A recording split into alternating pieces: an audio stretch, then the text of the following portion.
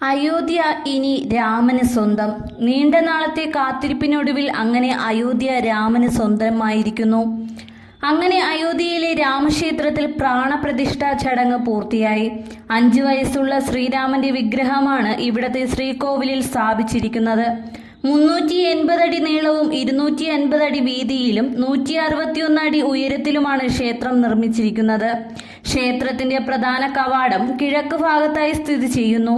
32 പടികൾ കയറിയാൽ ക്ഷേത്രത്തിൽ എത്തിച്ചേരാം. ആകെ 5 മണ്ഡപങ്ങളാണ് ക്ഷേത്രത്തിലുള്ളത്.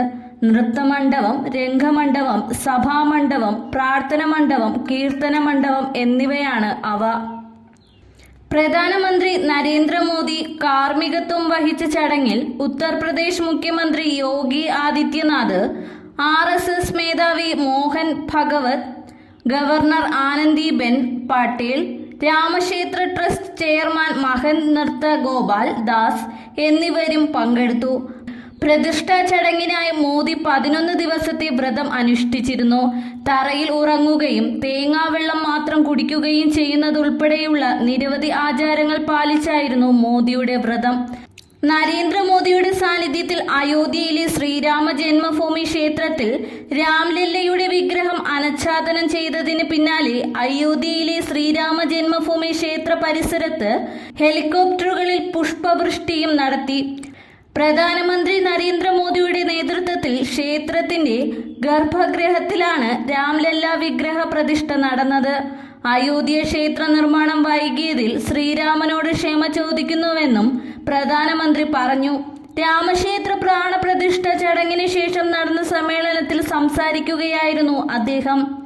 അമിതാഭ് ബച്ചൻ, അഭിഷേക് ബച്ചൻ, ചിരഞ്ജീവി, രാംചരൺ, അലിയ ഭട്ട്, രൺബീർ കപൂർ, വിക്കി കൗശൽ, കത്രീന കൈഫ്, രജനീകാന്ത്, ഹരിഹരൻ ശങ്കർ മഹാദേവൻ, രോഹിത് ഷെട്ടി, രാജ്കുമാർ ഹിരാനി, ആയുഷ്മാൻ ഖുറാന, മാധുരി ദീക്ഷിത്, നെയ്നെ, ഹേമ മാലിനി, പവൻ കല്യാൺ, മധുർ ഭണ്ഡാർക്കർ, സുഭാഷ് ഘായ്, ഷെഹാലി ഷാ, വിപുൽ ഷാ, രൺദീപ് ഹൂഡ, ലിൻ ലൈഷ്ടാം, ആദിനാഥ് മങ്കേഷ്കർ, അനു മാലിക്, സോനു നിഗം, സച്ചിൻ ടെണ്ടുൽക്കർ, അനിൽ കുംബ്ലെ, വിരാട് കോഹ്ലി എന്നിവരും ചടങ്ങിന് സാക്ഷ്യം വഹിക്കാനെത്തിയിരുന്നു.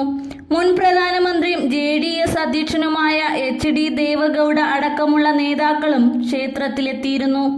ചടങ്ങിന്റെ ഭാഗമാകാൻ കഴിഞ്ഞത് ഭാഗ്യമെന്ന് അനിൽ കുംബ്ലെ പറഞ്ഞു. അതേസമയം മുതിർന്ന BJP നേതാവ് LK അദ്വാനി അയോധ്യയിൽ എത്തിയില്ല. അതിശൈത്യമായതിനാലാണ് അദ്ദേഹം ചടങ്ങിനെത്താത്തത് എന്നാണ് വിവരം. അയോധ്യയിലെ പ്രാണപ്രതിഷ്ഠയോടനുബന്ധിച്ച് കേരളത്തിലും വിവിധ ആഘോഷ പരിപാടികളാണ് BJPയും ഹിന്ദു സംഘടനകളും നടത്തിയത്. പല ക്ഷേത്രങ്ങളിലും പ്രത്യേക പൂജകൾ ഇതിന്റെ ഭാഗമായി നടന്നു. തിരുവനന്തപുരം വഴുതക്കാട് രാമദേവി ക്ഷേത്രത്തിലെ ചടങ്ങിൽ ഗവർണർ ആരിഫ് മുഹമ്മദ് ഖാൻ പങ്കെടുത്തു. അയോധ്യ രാമക്ഷേത്ര പ്രതിഷ്ഠാ ചടങ്ങിന് മുന്നോടിയായി ആശംസകളുമായി രാഷ്ട്രപതി ദ്രൗപദി മുർമുവും രംഗത്ത് വന്നിരുന്നു. അയോധ്യ രാമക്ഷേത്ര പ്രാണപ്രതിഷ്ഠ നടത്തുന്ന പ്രധാനമന്ത്രിക്ക് ആശംസകൾ നേർന്ന് രാഷ്ട്രപതി ദ്രൗപദി മുർമു കത്തയക്കുകയായിരുന്നു. പ്രതിഷ്ഠാ ചടങ്ങുകളോടെ ചരിത്രപരമായ ഒരു ഘട്ടം പൂർത്തിയാകുമെന്നും പ്രധാനമന്ത്രി നരേന്ദ്രമോദിയുടെ വ്രതം ശ്രീരാമനോടുള്ള സമ്പൂർണ്ണ ഭക്തിയുടെ ഉദാഹരണമാണെന്നും രാഷ്ട്രപതി കത്തിൽ പറഞ്ഞു.